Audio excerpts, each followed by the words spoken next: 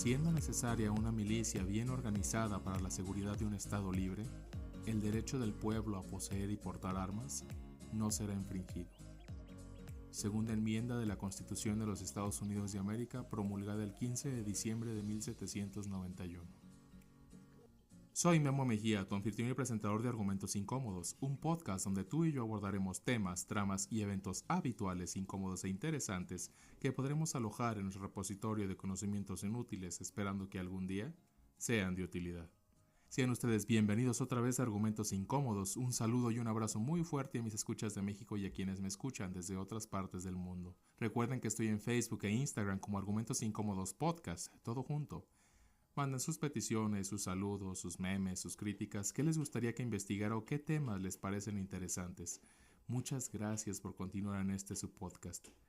Y antes de comenzar esta segunda parte, se recomienda discreción a mis escuchas, principalmente aquellos que sean menores de 14 años. Este episodio contiene comentarios con lenguaje vulgar o soez y narraciones de violencia explícita que pueden ser incómodas para personas sensibles. El día del juicio, como lo marcaron Eric y Dylan en sus diarios, el martes 20 de abril de 1999, comenzaron su día más temprano de lo acostumbrado. Salieron de su casa alrededor de las 6 de la mañana, ambos dejando notas e incluso un video, un VHS en la mesa de la cocina donde se despedían. Horas después de ello se dirigieron a la escuela. Eric se vistió con una playera blanca que versaba Natural Selection o Selección Natural, y Dylan vestía una playera color negro con una gorra volteada hacia atrás. A las 11:14 de la mañana, Eric y Dylan llegaron de forma separada a la secundaria. Eric estacionó su vehículo en la entrada sur y Dylan estacionó en la entrada occidental. Después de estacionar sus vehículos, los cuales también contenían bombas programadas para detonarse a las 12 horas, el dúo se encontró cerca del auto de Harris y se armó con 2 bombas de 20 libras de propano cada una, a esto antes de ingresar a la cafetería. Los jóvenes colocaron los explosivos aproximadamente a las 11:17 de la mañana dentro de la cafetería y se ubicaron de nuevo en sus autos esperando la explosión para dispararle a todo el que intentara escapar del edificio. Si las bombas hubieran explotado con todo su poder, habrían asesinado o herido cerca de 488 estudiantes en la cafetería y probablemente habrían hecho colapsar el techo, derrumbando parte de la biblioteca dentro de la cafetería. El ayudante del sheriff del condado de Jefferson, Neil Gardner, fue asignado en la escuela preparatoria como oficial de recursos escolares. Uniformado y armado en tiempo completo, Gardner comía generalmente con los estudiantes en la cafetería, pero el 20 de abril, él estaba comiendo en su coche patrulla en la esquina noroeste del campus. El personal de seguridad de Columbine no se percató de las bombas en la cafetería, ya que un custodio estaba reemplazando la cinta de video de seguridad de la escuela. Las bolsas que contenían las bombas fueron visibles por primera vez en la nueva cinta de seguridad, pero no fueron identificadas como objetos sospechosos. Ningún testigo recordó ver las bolsas de lona que se agregaban a las 400 o más mochilas presentes en la cafetería. Cuando regresaban a sus vehículos, Eric Harris se encontró con un compañero de clase llamado Brooks Brown, a quien, recordemos en el capítulo anterior, lo había amenazado. Brown, que estaba en el estacionamiento fumando un cigarrillo, se sorprendió al ver a Harris, a quien recientemente había notado ausente en un examen importante. Harris no parecía preocupado cuando Brown le recordó este hecho, comentando, «Ya no importa». Entonces Harris le dijo a Brown, «Brooks, me agradas ahora, sal de aquí, vete a casa». Brown, sintiéndose incómodo, se alejó del lugar. Varios minutos más tarde, los estudiantes que salían de Columbine para el almuerzo observaron a Brown caminando por la calle de South Pierce, lejos de la escuela. Mientras tanto, Harris y Klebold se armaron con sus vehículos y esperaron a que las bombas explotaran. 11:19 de la mañana. Cuando las bombas de la cafetería no explotaron, Harris y Klebold se reunieron y caminaron hacia la escuela. Pasaron al plan B. Ambos armados subieron por las escaleras a la parte superior de la entrada oeste, ubicándose al nivel de los campos atléticos del oeste del edificio y de la biblioteca dentro de la entrada oeste. Desde este punto de vista, la entrada oeste de la cafetería estaba ubicada en la parte inferior de la escalera, a un lado del estacionamiento de estudiantes del último año. Rachel Scott, de 17 años, almorzaba con su amigo Richard Castaldo, mientras estaba sentada en el césped junto a la entrada del oeste de la escalera. En este momento, un testigo oyó a Eric Harris gritar, «¡Vaya, vaya!». Los dos atacantes sacaron sus armas, las cuales estaban ocultas en sus gabardinas, y comenzaron a disparar contra Castaldo y Scott. Scott fue impactada 4 veces y murió al instante. Castaldo fue impactado 8 veces en el pecho, el brazo y el abdomen, perdiendo el conocimiento. No se sabe quién disparó primero. Sin embargo, Harris fue quien disparó y mató a Scott, y Castaldo reportó que Scott fue impactada antes que él. Después de los 2 primeros disparos, Harris se quitó la gabardina y apuntó su carabina de 9 milímetros por la escalera oeste hacia 3 jóvenes: Daniel Rockford, Sean Graves, de 15 años, y Lance Kirkland, de 16 años. Kirkland más tarde reportó haber visto a Klebold y Harris de pie en la parte superior de la escalera, antes de que el par abriera fuego. Los 3 jóvenes fueron heridos de bala. Dentro de la escuela, algunos de los estudiantes creían que estaban siendo testigos de una broma por parte de los estudiantes de último año, una novatada. Pero en la cafetería, Dave Sanders, un profesor de informática y negocios, así como el entrenador del equipo de atletismo de la escuela, rápidamente se dio cuenta que no era una broma, sino un ataque. Harris y Klebold se voltearon y comenzaron a disparar hacia el oeste en dirección a 5 estudiantes sentados en la ladera cubierta de hierba junto a los escalones y frente a la entrada oeste de la escuela. Michael Johnson, de 15 años, fue impactado en la cara, pierna y brazo, pero corrió y escapó. Mark Taylor, de 16 años, recibió un disparo en el pecho, los brazos y la pierna, y al final cayó al suelo fingiendo su muerte. Klebold bajó de los escalones hacia la cafetería, se acercó a Kirkland, quien ya estaba herido y tendido en el suelo, pidiendo débilmente ayuda. Klebold dijo: «Claro, te ayudaré». Entonces le disparó en la cara, hiriéndolo críticamente. Daniel Rockford y Sean Graves habían bajado la escalera cuando Klebold y Harris se distrajeron por los estudiantes sobre el césped. Graves, paralizado de la cintura para abajo, se arrastró hacia el umbral de la entrada oeste de la cafetería y colapsó. Klebold le disparó a Rockford, quien ya estaba herido de muerte por los disparos que previamente le había hecho Harris a corta distancia por el costado izquierdo, y luego pasó por encima de Sean Graves para entrar a la cafetería. Los funcionarios especularon que Klebold fue a la cafetería para revisar las bombas de propano. Harris derribó a disparos a varios estudiantes sentados cerca de la entrada de la cafetería, hiriendo gravemente y paralizando parcialmente a Anne Marie Hochschild, de 17 años. Klebold salió de la cafetería y subió a las escaleras para unirse a Harris. Dispararon contra los estudiantes cerca de un campo de fútbol, pero no lograron alcanzar a ninguno. Mientras tanto, dentro de la escuela, Patty Nelson, una maestra de arte, había notado la conmoción y caminó hacia la entrada oeste con un estudiante de 17 años, Brian Anderson. Ella tenía la intención de ir afuera para decirles a los 2 estudiantes que se controlaran, pensando que Klebold y Harris estaban filmando un video o haciendo una clase de broma. Cuando Anderson abrió el primer juego de puertas dobles, Harris y Klebold dispararon a través de las ventanas, hiriendo con los cristales rotos a Anderson y a Nelson. Nelson se puso de pie y corrió por el pasillo hacia la biblioteca, alertando a los estudiantes del peligro y diciéndoles que se escondieran debajo de los escritorios y guardaran silencio. Nelson marcó al 911 y se escondió bajo el mostrador administrativo de la biblioteca. Anderson se quedó atrás, atrapado entre las puertas exteriores e interiores. A las 11:22 se llamó a Neil Gardner, el oficial de recursos estudiantiles que estaba asignado. Recordemos que estaba almorzando en esta ocasión, pues en su carro patrulla, en lugar de con los estudiantes. Bueno, en fin, se le avisó solicitando asistencia en el estacionamiento de los alumnos de último año. La única ruta pavimentada lo llevó alrededor de la escuela este y al sur sobre Pierce Street, donde a las 11:23 escuchó en su radio de policía que una mujer estaba herida y asumió que había sido arrollada por un coche. Mientras salía de su coche patrulla en el estacionamiento de estudiantes de último año a las 11:24, escuchó otra llamada en la radio de la escuela que decía: «Neil, hay alguien disparando en la escuela». Harris, en la entrada oeste, disparó inmediatamente su rifle hacia Gardner, que estaba a 70 metros de distancia. Gardner devolvió el fuego con su pistola de servicio.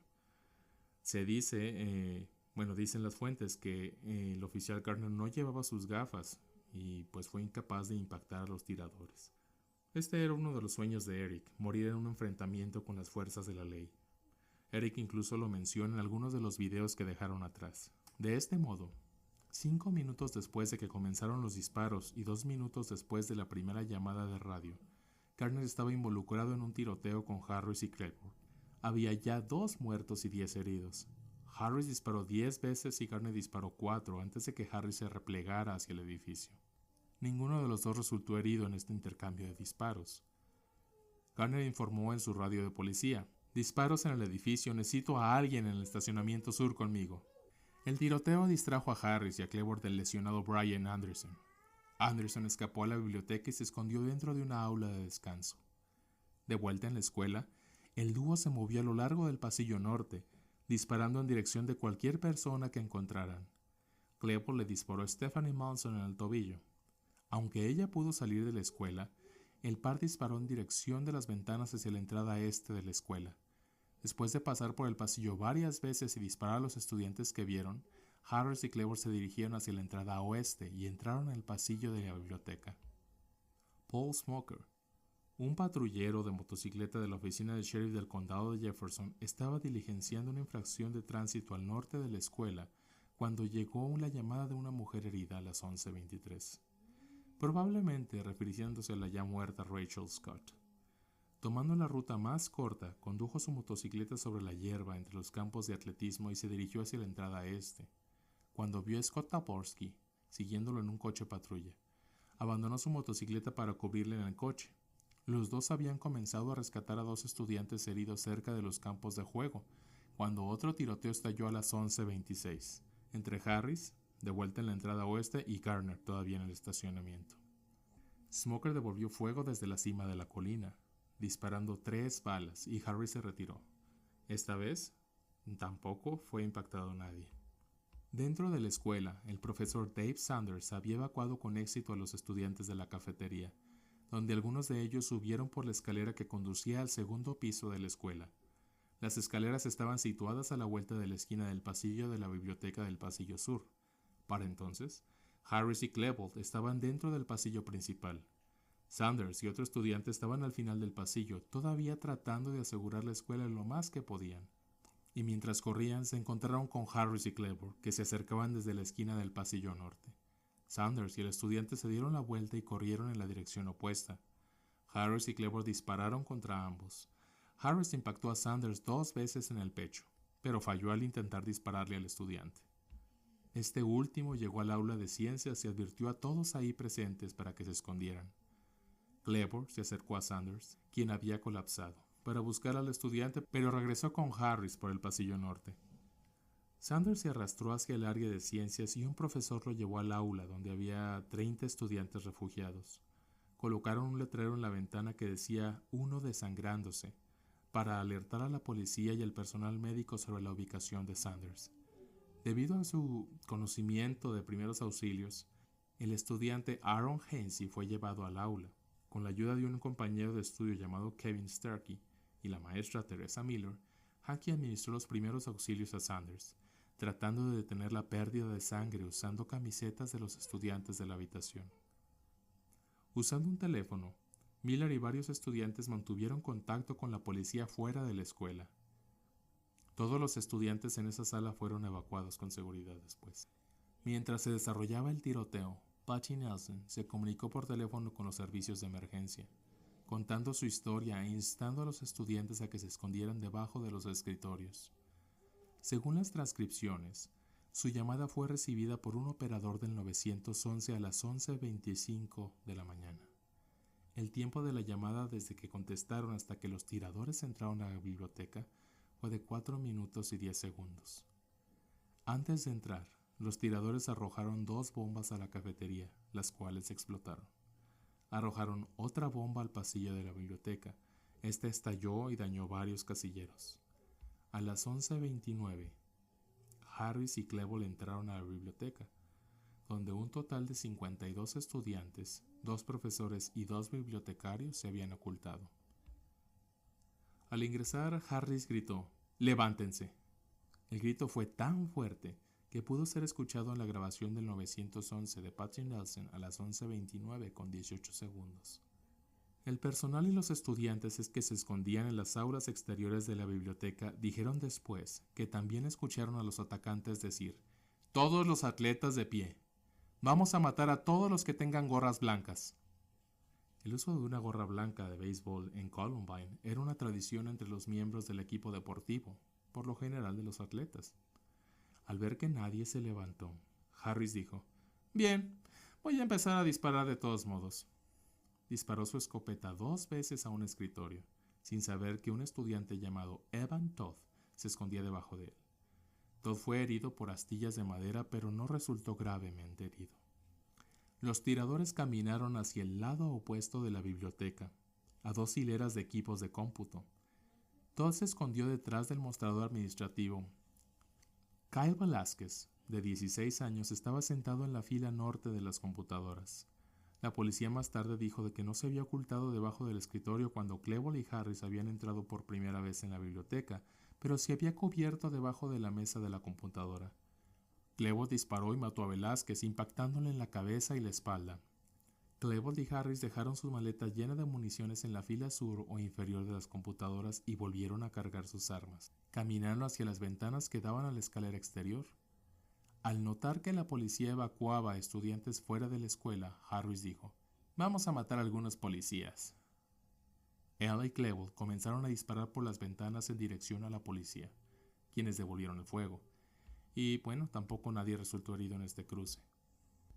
Después de disparar a través de las ventanas hacia los estudiantes que evacuaban hacia la policía, Klebold disparó su escopeta hacia una mesa cercana, hiriendo a 3 estudiantes: Patrick Ireland, Daniel Stapleton y Mackay Hall.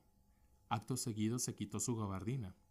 Cuando Klebold disparó a los 3, Harris tomó su escopeta y caminó hacia la fila inferior de los mostradores con las computadoras, disparando un solo tiro debajo del primer escritorio sin mirar. Impactó a Stephen Cornell, de 14 años, con una herida mortal en el cuello. Harris entonces disparó debajo de la mesa adyacente, hiriendo a Casey Rockefeller, de 17 años.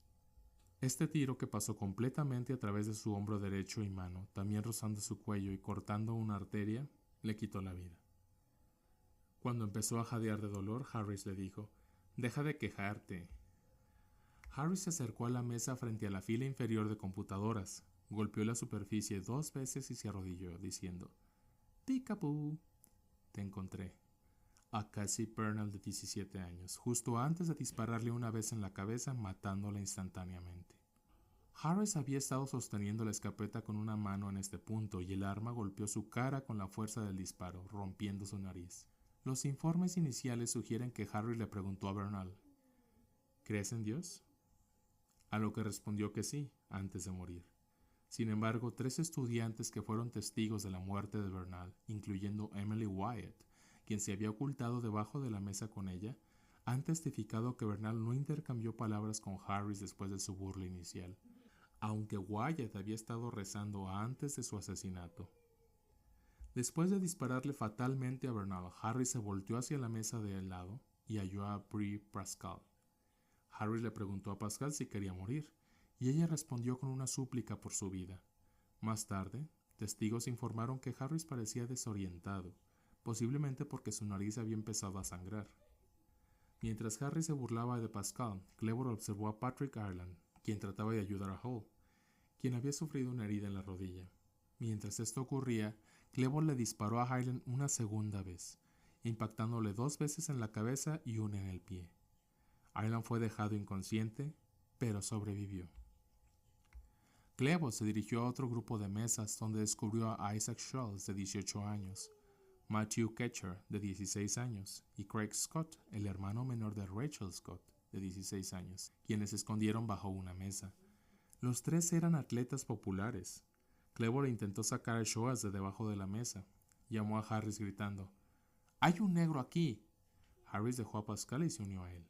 Según testigos, Klebold y Harris se burlaron de Schultz por unos segundos, haciendo comentarios raciales despectivos. Harris se arrodilló y disparó contra Schultz una vez en el pecho a corta distancia, matándolo instantáneamente. Klebold también se arrodilló y abrió fuego, impactando y matando a Ketcher. Harris entonces gritó: «¿Quién está listo para morir a continuación?». Craig Scott no fue alcanzado por las balas y fingió su muerte sobre la sangre de sus 2 amigos. Harris caminó desde la estantería donde había disparado, pasando por el área central para encontrarse con Klebold. Este último disparó contra una vitrina ubicada en la puerta. Luego se volvió y disparó hacia la mesa más cercana, golpeando e hiriendo a Matt Kitchen, de 17 años. Luego se volvió hacia la mesa de la izquierda y disparó hiriendo a Lisa Cruz, de 18 años, y a Valerie Shure con la misma explosión de la escopeta. Cleaver se movió hacia la misma mesa y disparó con su Tec 9, matando a Lauren Townsend, de 18 años. En este punto, la gravemente herida Valerie Shure comenzó a gritar: ¡Oh, Dios mío! ¡Oh, Dios! En respuesta, Cleaver le preguntó a Shure si creía en la existencia de Dios. Cuando Shure respondió que sí, Cleaver simplemente preguntó ¿por qué?, antes de alejarse de la mesa. Harris se acercó a otra mesa donde se escondían dos chicas. Se inclinó para mirarlas y las calificó de patéticas. Harris luego se trasladó a otra mesa donde disparó 2 veces, hiriendo a 2 chicos de 16 años de edad, Nicole Nolan y John Tomlin. Cuando Tomlin intentó alejarse de la mesa, Cleaver le dio una patada. Harris se burló del intento de Tomlin de escapar antes de que Cleaver le disparara al joven repetidamente, matándolo. Harris caminó hacia el otro lado de la mesa donde Lauren Townsend yacía muerta. Detrás de la mesa, una chica de 16 años llamada Kelly Fleming estaba sentado al lado de la mesa. Harris le disparó a Fleming con su escopeta, impactándola en la espalda y también asesinándola. Los tiradores se trasladaron al centro de la biblioteca, donde continuaron recargando sus armas en una mesa. Harris notó que un estudiante se escondía cerca y le pidió que se identificara. Era John Savage, un conocido de Cleveland, quien había ido a la biblioteca a estudiar para una prueba de historia. Savage dijo su nombre, creyendo que estaba dirigiéndose solo a los atletas, algo que Savage no era. En un intento de salvar su vida, le preguntó a Cleaver por lo que estaba pasando, qué estaban haciendo, a lo que él respondió: aquí solo matando gente. Savage preguntó si iban a matarlo. Cleaver vaciló un momento y finalmente le dijo que se fuera. Savage huyó inmediatamente y escapó por la entrada principal de la biblioteca. No hubo más lesiones después de las 11:35 de la mañana. Habían hasta ese momento matado a 10 personas en la biblioteca y herido a 12. De los 56 rehenes de la biblioteca, 34 permanecieron ilesos. Los investigadores descubrirían más tarde que los tiradores tenían suficiente munición para haberlos asesinado a todos. Varios testigos más tarde dijeron que escucharon a Harris y Cleaver comentar que ya no encontraban emoción al disparar a sus víctimas. Cleaver fue escuchado diciendo: tal vez deberíamos empezar a acuchillar a la gente. Eso podría ser más divertido. Y bueno, ambos jóvenes también estaban equipados con cuchillos. Los dos salieron de la biblioteca a las 11:36 de la mañana, poniendo fin a la situación de rehenes ahí. Con cautela y temiendo el regreso de los tiradores, sobrevivientes no lesionados y 10 heridos comenzaron a evacuar la biblioteca a través de la puerta norte. Esta puerta los condujo a la acera adyacente de la entrada oeste. Casey Roxer fue evacuada de la biblioteca por Craig Scott. Si no hubiera sido evacuado en este punto, Roxer probablemente habría sangrado hasta la muerte por sus heridas. Patrick Ireland, inconsciente, y Lisa Cruz, incapaz de moverse, permanecieron en el edificio. Luego de dejar la biblioteca, Harris y Cleaver deambularon por la escuela realizando disparos ocasionales, pero sin encontrar blancos humanos. Aproximadamente a las 11:44 de la mañana, el dúo fue capturado por las cámaras de seguridad del sitio cuando dirigían nuevamente a la cafetería. Luego de salir de la cafetería, Harris y Cleaver recorrieron los pasillos sur y norte. A las 12:02 de la tarde, ingresaron nuevamente a la biblioteca, que se encontraba vacía de estudiantes sobrevivientes, excepto por Patrick Ireland y Lisa Cruz, que se encontraban inconscientes y heridos. Una vez adentro, dispararon nuevamente por las ventanas hacia la policía. Aproximadamente a las 12:08 de la tarde, 32 minutos después de dejar la biblioteca, Patty Nelson escuchó a Harris y Cleaver gritar repentinamente: ¡1, 2, 3! Justo antes de escuchar una fuerte explosión. Dylan y Eric murieron el uno al lado del otro. Ambos se suicidaron. Harris se disparó en el paladar y Cleaver se disparó en la sien. A mediodía, equipos de la Fuerza Armada, SWAT y ambulancias se estacionaron afuera de la escuela. A las 3 de la tarde, Dave Sanders falleció a causa de sus heridas antes de que el equipo SWAT pudiera trasladarlo para que recibiera asistencia médica. Fue el único maestro que murió en el atentado. Los oficiales encontraron los cuerpos sin vida en la biblioteca a las 3:30 de la tarde. No recuerdo si lo mencioné en el episodio pasado, pero SWAT, Special Weapons and Tactics, se creó a raíz de la masacre en la Universidad de Texas en 1966, pero con protocolos que no tomaban en cuenta acontecimientos como los de Columbine. Y a partir de aquí cambiaron los protocolos porque llegaron tarde y además no actuaron como quizá debieron actuar. Mira, eventos como estos son los que han generado debates alrededor del mundo, no solo en Estados Unidos, debates en relación al control de armas, la cultura de la música, subculturas, el bullying, videojuegos y todavía debates ahí salpicados del pánico satánico. Se trató de tener más seguridad en las escuelas, se culpó a la música, a los videojuegos, al bullying nuevamente, a los góticos y bueno, por desgracia estos casos se siguen repitiendo a pesar de todos los debates y las acciones tomadas. ¿Tienes hijos? ¿Qué tan seguros los procuras? Y no hablo de lo económico, eso está de más preguntarlo como obligación intrínseca de padre o madre. Aunque no sabemos en su totalidad cómo es que este tipo de casos se desarrollan en función de las razones, los motivos de un asesino en masa o un asesino en serie, como todo hay teorías que pretenden explicar las cosas. Sabemos como padres cuando las cosas no marchan de forma adecuada con nuestros hijos. Con esto no quiere decir que les prohíbas todo y que quieras que se ciñan a huevo a los cánones culturales y sociales. Por el contrario, tanta comunicación que debe haber con ellos, ¿qué tanto te das cuenta dónde están y qué hacen en su tiempo libre? ¿Qué tanto tiempo y qué tanto amor les profesas y les demuestras? Ábrete con ellos, no digo que seas su amigo o amigo del alma. Sé su padre o su madre, sé la persona a quien quieran acudir en caso de un problema. Forja desde que son muy pequeños esos pilares emocionales que les harán ser fuertes en la vida emocional de adolescentes, cuando duden, cuando empiecen a desarrollar su identidad y que puedan tener la confianza de decirte qué les gusta, qué les apasiona, sus sueños, sus anhelos. No les cortes las alas, no les generes frustración. Me gustaría dar fin a este episodio con las palabras que los usuarios en redes sociales recordaron de Marilyn Manson en el documental Bowling for Columbine, dirigida, escrita y narrada por Michael Moore. Durante la entrevista, Moore le pregunta lo siguiente: si pudieras decirle algo a los chicos de Columbine, ¿qué les dirías?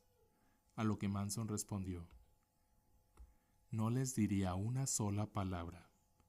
Escucharía lo que ellos tienen que decir. Y eso es lo que nadie hizo.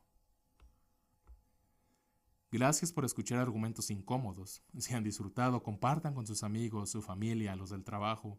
Denle seguir al programa en las plataformas de Spotify, Anchor, Google Podcast, Breaker o en su plataforma favorita.